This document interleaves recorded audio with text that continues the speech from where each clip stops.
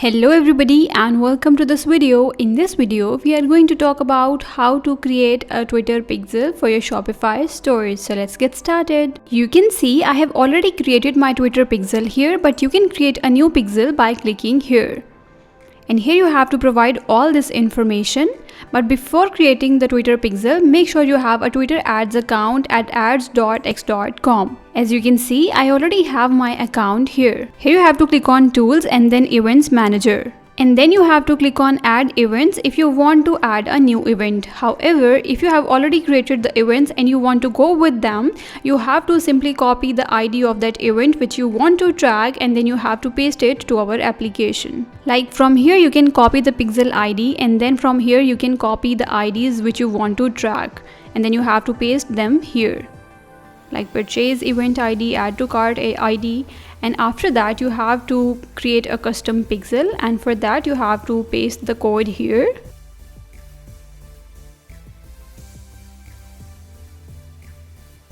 Let's provide a dummy data here and then turn on this conversions API feature and then click on connect to connect your Twitter account.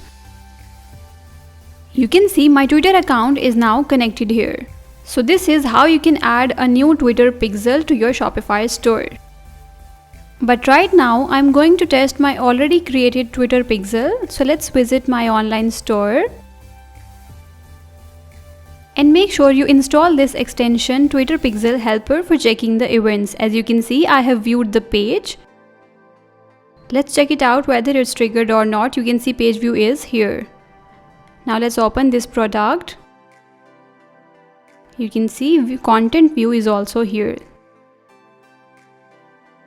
And then you can see add to cart with all its details is also showing here. Now let's perform purchase event. You can see purchase event is also tracked here with all of its details. And you can also check the event activities in analytics as well. You can see all the events are tracked here as well.